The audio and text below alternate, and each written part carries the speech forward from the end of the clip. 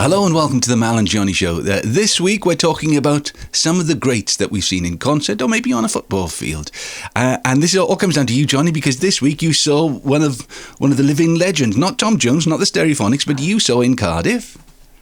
I saw Barry Manilow. Barry Manilow. I've been singing Manilow's songs for years because he's written some wonderful music. You know, people decry people who are successful for some unknown reason, like Abba, and they say it's a bit, you know...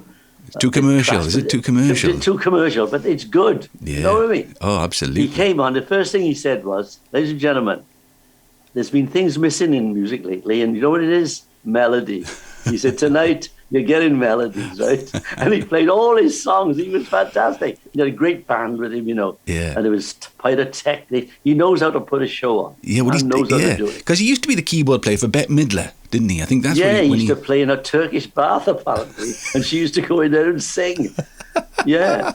He was an MD for a while, yeah. Yeah, and I think he wrote to her when he had the chance to go solo, you know, what do you think, Bet? Do you think I should do it? So even the most successful people do have a little bit of lacking in self-confidence at times. But obviously, those moments have gone. So you went to the show, just a couple of hundred people there? How many people were there? No, it was packed. I think it was 5,000. I mean, it was totally packed. Yeah. I mean, and they were all mad fans of going to see him everywhere, I think. Yeah. And all of these little light things, and they're waving them about, and they sang every song with him. Every song, they all sang. It was like a huge choir. Isn't that amazing? Because I told somebody that we were going to be talking about it this week, and they said, I can't believe I missed him. And I wasn't expecting them to be a Barry Manilow fan. They were sort of like a closet Manilow fan. Sometimes you've got to keep... I remember when we started doing the clubs, me and the boys, I was desperate to sing Waterloo by Abba, right? Why not? But it was before the days when Abba were cool.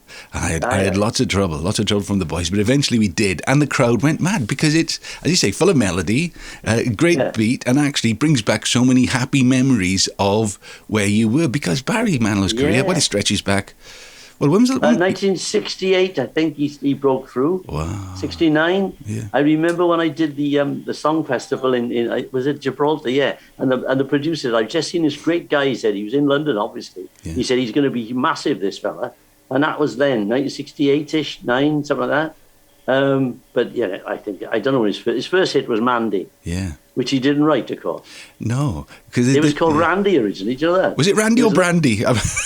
Brandy or Randy, but it was an up-tempo thing. Yeah, it was, and he changed it, and it was a smash hit, #1. Because there's a great documentary about, and I think you'd love it. It's on one of the Sky channels about Clive. What's Clive? Clive, the guy who set up Arista and all this. What's his name? I do know him, I don't know him. Anyway, Clive somebody. Clive from Arista. Yeah, Clive from Arista, right. And when he signed him, and of course he had this thing, he had a special drawer. All his A&R men used to have a special drawer with songs, great songs that nobody'd recorded.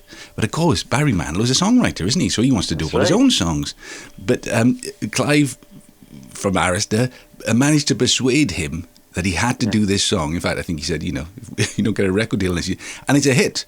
And it's happened a couple of times because, I write the songs, Barry Manilow, I write the songs. He didn't write that. He didn't write that.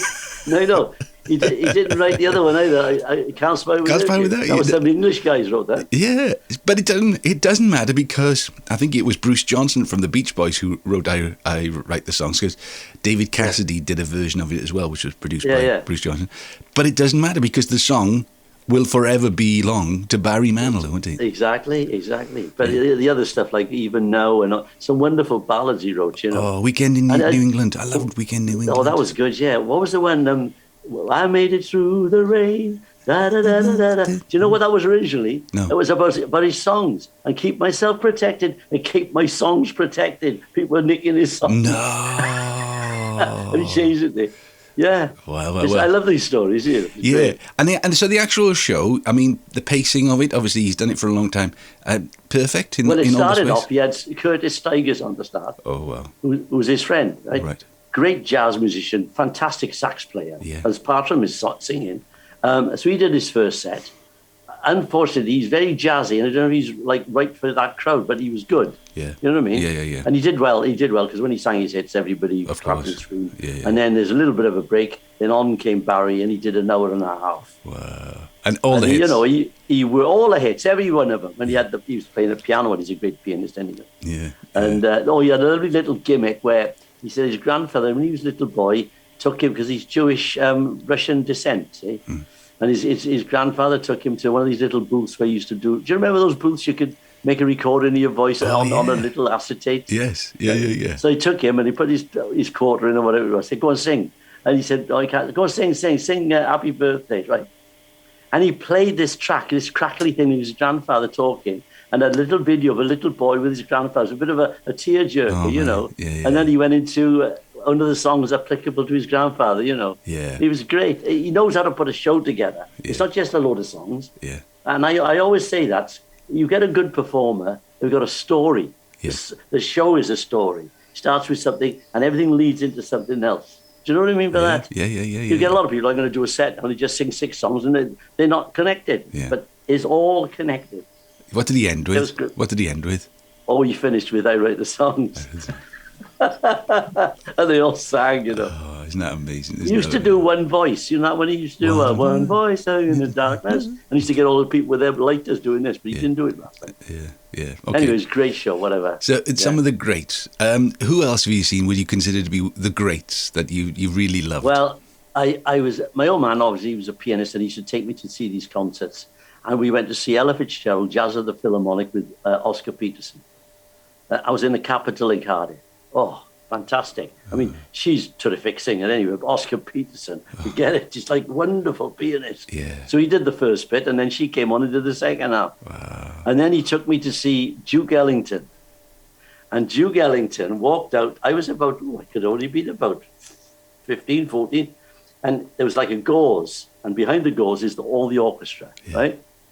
And it starts the A train, you know, da-da-doo, da-da-doo. You know, as people start to clap. And then he walks out from behind this gauze in a white suit and he goes, I love you madly. And then he was great.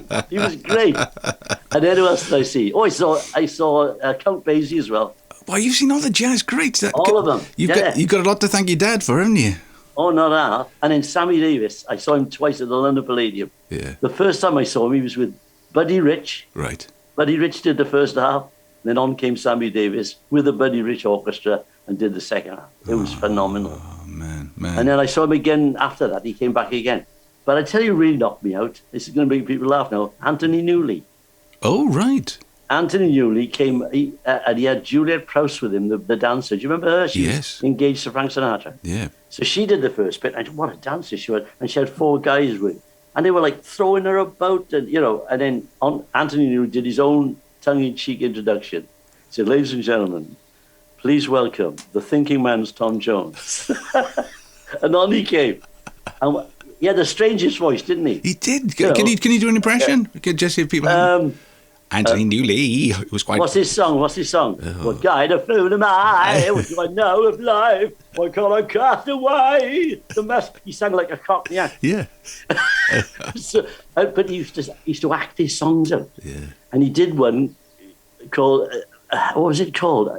Look at me, I'm the funny man. And he sat on the stage with a chair, and he's looking in the mirror, looking at the audience, but he's trying to make he's going, look at me, I'm the funny man. And he acted it out, you know what I mean? Yeah. The guy was an actor, wasn't he? Yes, yeah, but... And it was a terrific show. And I go down to the bar, right? Yeah.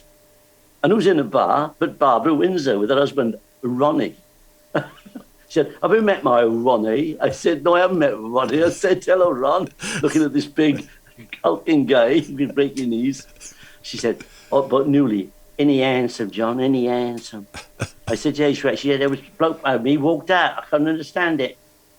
So you had to get this guy. You had to get his performance. It wasn't just his voice. Forget his voice. It was a performance. Yeah. Okay. And those are the great people I've seen. Yeah. Yeah. Okay. So let me. What about you? So Elton John, obviously Elton John, at the height of his career when he could sing like a bird. Hammersmith Odeon at Christmas, that was fantastic. Bruce Springsteen. So Bruce Springsteen, the boss. Yeah, the boss. I saw him in the early 80s at the Wembley Arena. Now, this is a time I was being managed by Harvey Goldsmith, who was putting all these big concerts on. So I got special tickets, got really good tickets to all these shows. And Bruce Springsteen came on. He started with Born to Run, which is one of his biggest hits of all time. And he took the show up from there. I think it was 2.5 hours. I mean, it was next day when we actually got home. Who else? David Bowie. I saw him on the Serious Moonlight tour. And again, it was much more than just the voice. It was the whole theatrical experience. There we are again. You see that performer. It looked terrific. The set at Wembley, it was at Wembley as well. The set was just beautiful. He looked amazing in I think he had a blue suit on with a hat on. When David Bowie puts a hat on, it looks great. I put a hat on. Look like I'm going to the dogs. I go down the beach. Who else has been? Oh, Joni Mitchell. I saw Joni Mitchell in 1970, must have been 73, 74 at Victoria. And I knew it was going to be a good night. I walked in, I was taken there by the record company, and I walked in, and George Harrison was in the foyer waiting to go in to see the concert as well. Tom was in town last week. Yeah, you must have seen Tom a lot of times, have you? Well, no, I haven't seen him live. I worked with him once live, but that was back in the late 60s. Yeah.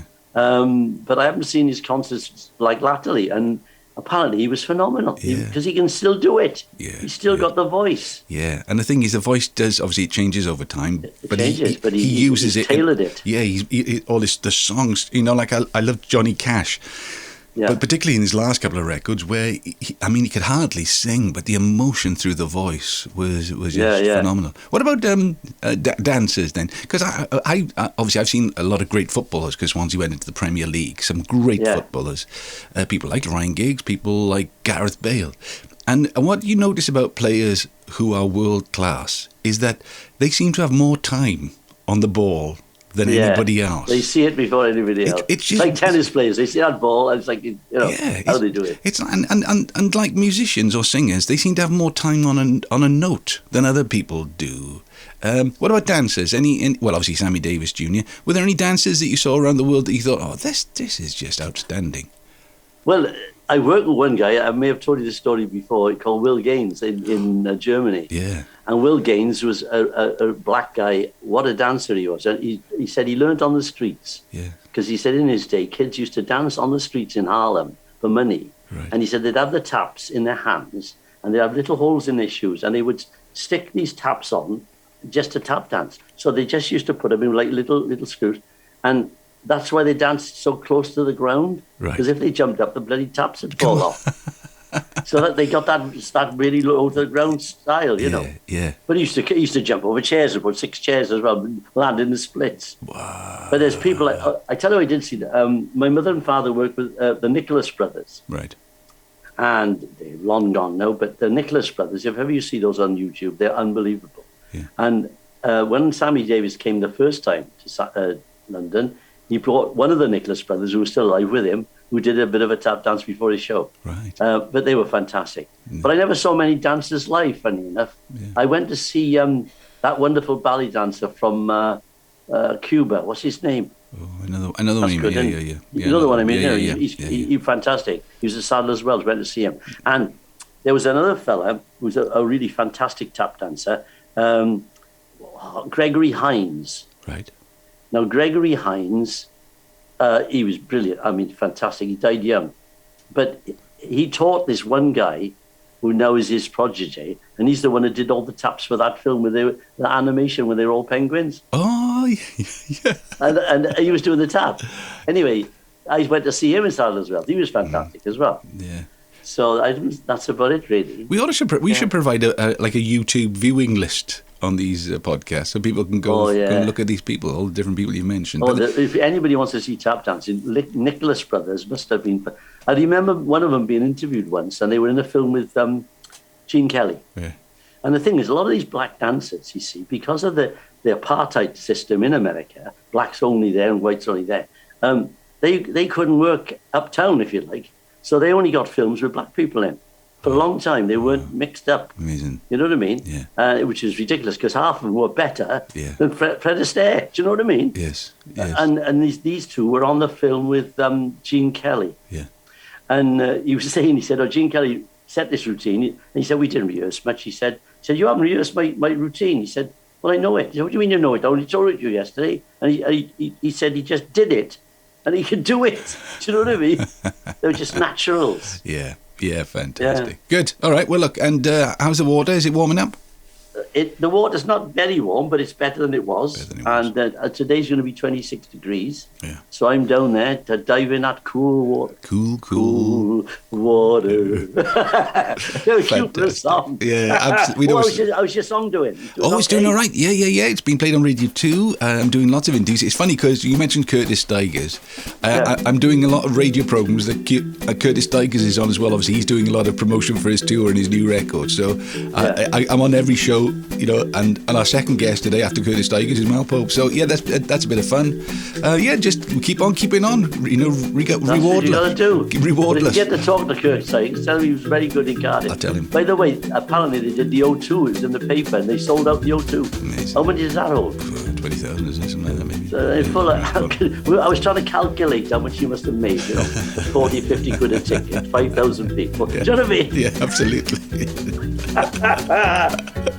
Never mind. There's hope for us yet, Mal. We haven't given up yet. No, we still go. I got an audition to do this afternoon. Oh right, okay. Well, you can't say. I don't know. It's, these auditions you do on the Zoom. I'm not holding my breath because every actor and his wife will be up for it. So I'll just do it and forget it. If I get it, fantastic, lovely. All right, well, we wish you all the best with that. So it's goodbye from him. It's goodbye from you. See you soon. Take care. See you next week. Bye.